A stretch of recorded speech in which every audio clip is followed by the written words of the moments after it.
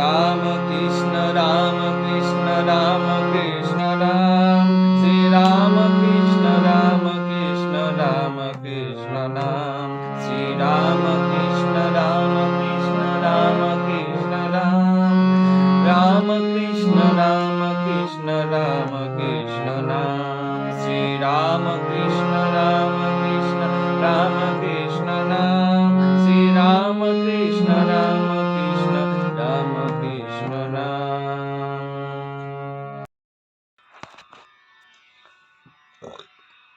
ওম নমঃ ভগবতে রামকৃষ্ণায় নমঃ নমঃ।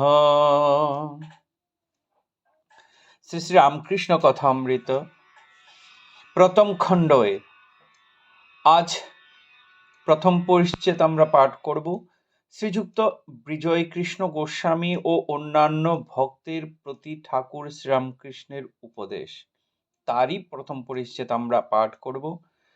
ন জায়তে ম্রিয়তে বা কদাচিন্নায়ং ভূত্তাহ ভবিতা বা ন ভূয়ঃ অজো নিত্য শাশ্বতঃ পুরাণো ন হন্যতে হন্যমানে শরীরে। গীতা 2:20। মুক্ত পুরুষের শরীর ত্যাগ কি আত্মহত্যা? দক্ষিণেশ্বর কালীবাড়িতে শ্রীযুক্ত বিজয় কৃষ্ণ গোস্বামী ভগবান শ্রীরামকৃষ্ণকে দর্শন করিতে আসিয়াছেন, সঙ্গে 3-4টি ব্রহ্মভক্ত।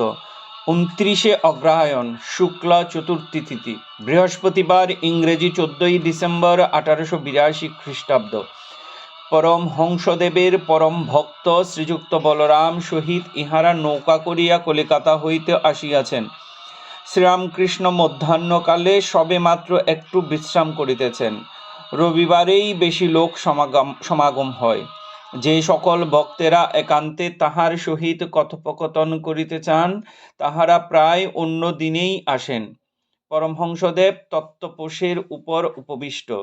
বিজয়, বলরাম মাস্টার ও অন্যান্য ভক্তেরা পশ্চিমাশ্ব হইয়া তাহার দিকে মুখ করিয়া কেহ মাদুরের উপর, কেহ শুধু মেজের উপর বসিয়া আছেন।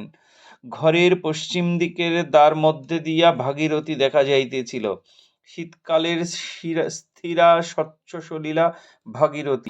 দ্বারের পরই পশ্চিমের অর্ধমণ্ডলাকার বারান্দা, তৎপরেই পুষ্পোদ্যান, তারপর পোস্তা। পোস্তার পশ্চিম গায়ে পুণ্যসলিলা কুলুসহারিণী গঙ্গা যেন ঈশ্বর মন্দিরের পাদমূল আনন্দে ধৌত করিতে করিতে যাইতেছিলেন। শীতকাল, তাই সকলের গায়ে গরম কাপড়। বিজয় শূলবেদনার দারুণ যন্ত্রণা পান, তাই সঙ্গে শিশি করিয়া ওষুধ আনিয়াছেন। ঔষধ সেবনের সময় হইলে খাইবেন। বিজয় এখন সাধারণ ব্রাহ্ম সমাজের একজন বেতনভোগী আচার্য। সমাজের বেদির উপর বসিয়া তাহাকে উপদেশ দিতে হয়। তবে এখন সমাজের সহিত নানা বিষয়ে মতভেদ হয়েছে। কর্ম স্বীকার করিয়াছেন, কি করেন? স্বাধীনভাবে কথাবার্তা বা কার্য করিতে পারেন না। বিজয় অতি পবিত্র বংশে, অদ্বৈত গোস্বামীর বংশে জন্মগ্রহণ করিয়াছেন। অদ্বৈত গোস্বামী জ্ঞানী ছিলেন, নিরাকার পরব্রহ্মের চিন্তা করিতেন, আবার ভক্তির পরাকাষ্ঠা দেখাইয়া গিয়াছেন। তিনি ভগবান চৈতন্যদেবের একজন প্রধান পার্শ্বদ, হরিপ্রেমে মাতোয়ারা হইয়া নৃত্য করিতেন। এত আত্মহারা হইতেন যে নৃত্য করিতে করিতে পরিধান বস্ত্র খসিয়া যাইত। বিজয়ও ব্রাহ্ম সমাজে আসিয়াছেন, নিরাকার পরব্রহ্মের চিন্তা করেন, কিন্তু মহাভক্ত পূর্বপুরুষ শ্রী অদ্বৈতের শোণিত ধমনী মধ্যে প্রবাহিত হইতেছিল। শরীর মধ্যস্থিত হরিপ্রেমের বীজ এখন প্রকাশোন্মুখ, কেবল কাল প্রতীক্ষা করিতেছে।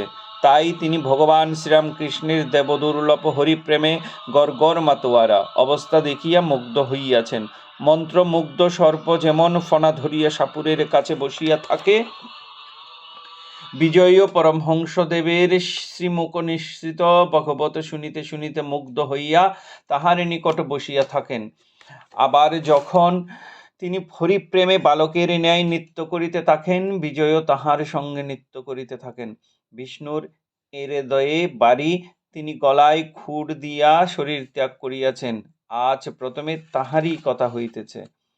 শ্রীরামকৃষ্ণ বিজয় মাস্টার ও ভক্তদের প্রতি। দেখো, এই ছেলেটি শরীর ত্যাগ করেছে শুনলুম, মনটা খারাপ হয়ে রয়েছে। এখানে আসতো, স্কুলে পড়তো, কিন্তু বলতো সংসার ভালো লাগে না। পশ্চিমে গিয়ে কোন আত্মীয়ের কাছে কিছুদিন ছিল। সেখানে নির্জনে মাঠে বনে পাহাড়ে সর্বদা বসে ধ্যান করত। বলেছিল যে কত কি ঈশ্বরীয় রূপ দর্শন করি।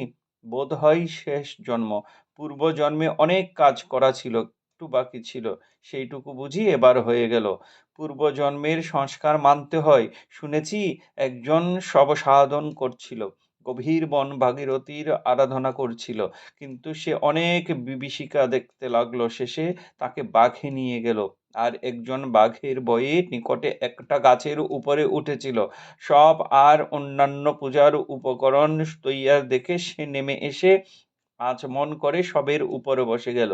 একটু জপ করতে করতে মা সাক্ষাৎকার হলেন ও বললেন, আমি তোমার উপরে প্রসন্ন হয়েছি, তুমি বর নাও।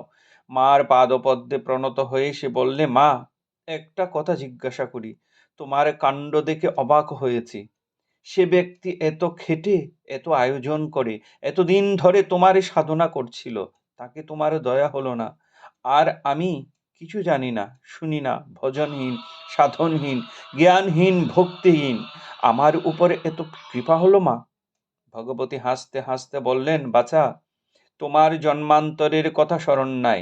তুমি জন্ম জন্ম আমার তপস্যা করেছিলে, সেই সাধন বলে তোমার এরূপ ঝোটপাট হয়েছে, তাই আমার দর্শন পেলে।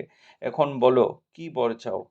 একজন ভক্ত বলেছিলেন, আত্মহত্যা করেছে শুনে ভয় হয়। শ্রীরামকৃষ্ণ, আত্মহত্যা করা মহাপাপ। ফিরে ফিরে সংসারে আসতে হবে, আর এই সংসার যন্ত্রণা ভোগ করতে হবে। তবে যদি ঈশ্বরের দর্শন হয়ে কেউ শরীর ত্যাগ করে, তাকে আত্মহত্যা বলে না, সে শরীর ত্যাগ দোষ নাই। জ্ঞান লাভের পর কেউ কেউ শরীর ত্যাগ করে। যখন সোনার প্রতিমা একবার মাটির ছাঁচে ঢালাই হয়, তখন মাটির ছাঁচ রাখতেও পারে, ভেঙে ফেলতেও পারে। অনেক বছর আগে বরাহনগর থেকে একটি ছোকরা আসতো, উমের 20 বছর হবে।